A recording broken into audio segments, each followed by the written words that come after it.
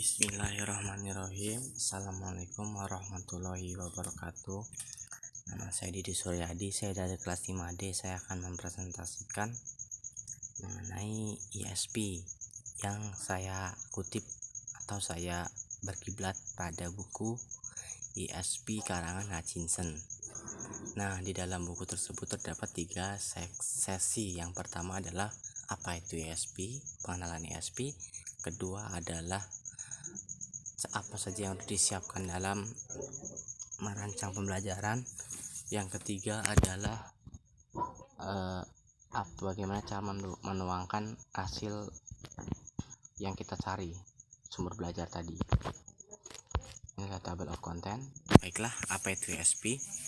ISP singkatnya adalah bisa didefinisikan sebagai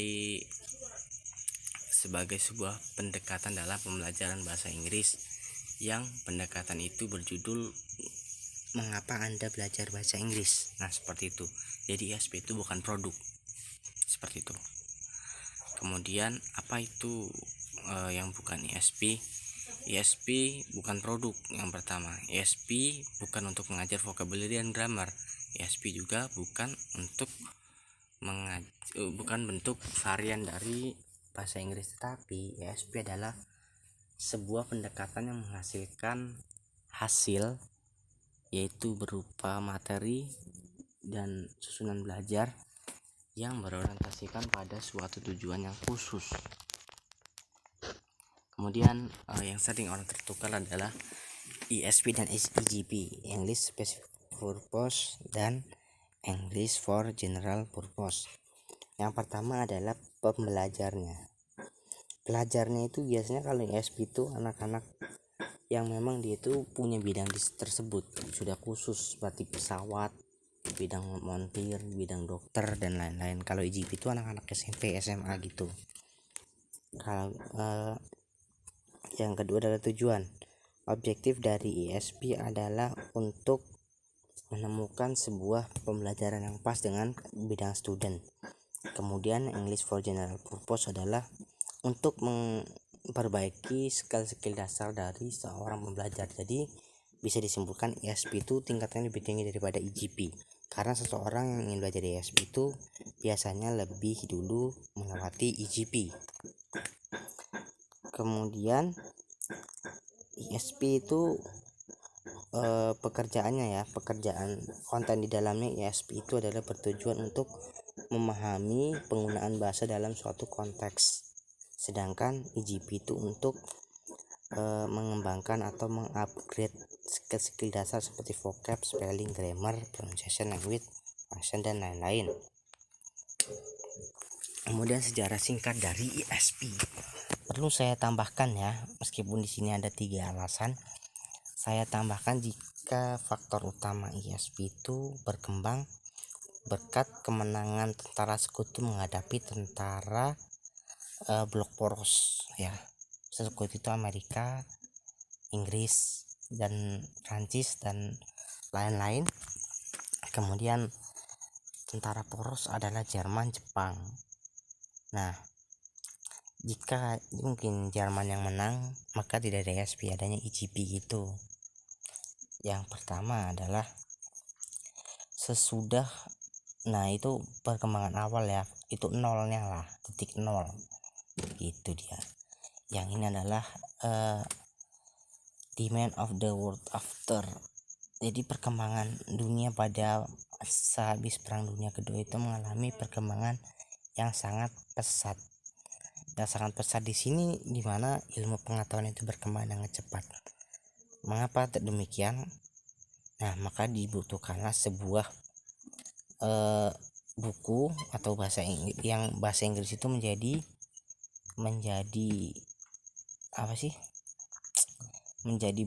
buku pengantar gitu, bahasa pengantar.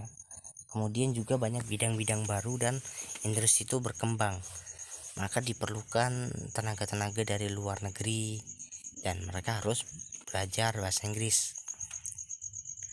Kemudian revolusi linguistik ini artinya dia itu yang semua dari hanya belajar grammar sekarang belajar cara mengaplikasikannya secara lapangan, secara konteks lapangan.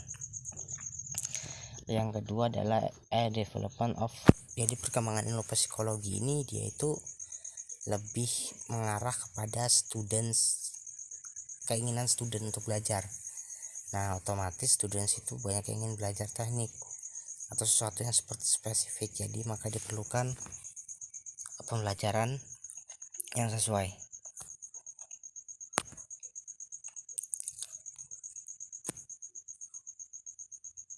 Kemudian karakteristik ISP itu dapat dikategorikan atau kita ungkapkan jika karakteristiknya itu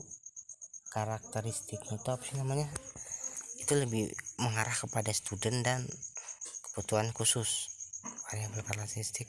Oke, kemudian need analysis. Secara bahasa, need analysis itu adalah analisa kebutuhan, dimana kebutuhan itu kita dapat dari rangkaian pertanyaan-pertanyaan yang kita isi ke dalam need analysis. Kemudian di dalam need analysis ini ada 3 ya. Target situation analysis itu adalah student itu mau dibawa kemana. Misalnya dia itu seorang pilot, maka kita harus menyiapkan materi seperti pilot itu. Kemudian learning situation, mereka itu ingin pembelajaran seperti apa, misalnya metode atau media. Kemudian present situation itu apa saja kelemahan mereka, kekuatan mereka di mana, seperti itu. Kemudian kita jelaskan beda satu-satu. Target situation analisisnya itu mereka itu mau belajar mau buat apa gitu, seperti itulah yang saya jelaskan tadi, atau buat kerja, buat belajar lagi di luar negeri, atau buat latihan.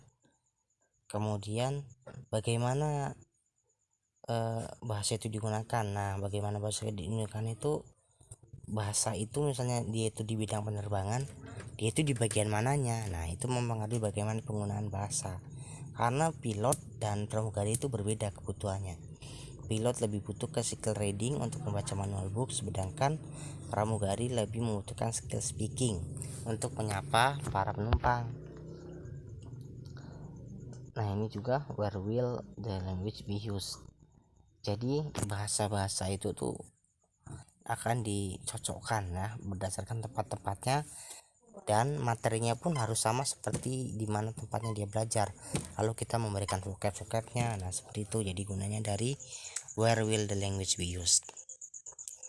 Learning situation itu maksudnya itu, learning situation itu student itu ingin belajar seperti apa, media, teknik, seperti itu. Contohnya seperti ini, student ingin langsung praktek di lapangan, ya udah kita ajak mereka untuk praktik di lapangan. Kemudian yang selanjutnya adalah present situation analysis, keadaan mereka lemahnya di mana, kurangnya di mana, dan posisi kemampuan bahasa Inggris mereka itu ada di posisi apa, seperti itu. Method of analysis, jadi cara pengumpulan data. Yang pertama adalah tes. Tes itu tuh adalah misalnya kita ingin mengetahui level itu ada di mana, maka kita harus memberikan soal tes yang validity dan reliability-nya itu mencukupi untuk kita mendapatkan data. Kemudian questionnaire itu angket, misalnya itu untuk menanyakan pertanyaan-pertanyaan tadi. Interview ini biasanya dilakukan ditujukan kepada para penanggung jawab dari pembelajar. Observasi itu kita menyamar ya, bisa observasi langsung tertutup atau terbuka, untuk mengembangkan data dulu studi kasus, seperti itu.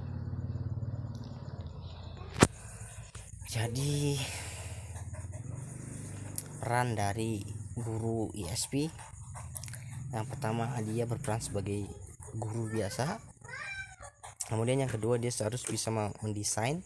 Yang ketiga adalah dia harus bisa mencari data, dia harus bisa harus bisa menjadi pengevaluasi dari pembelajaran. Types ini adalah tipe-tipe ISP ya.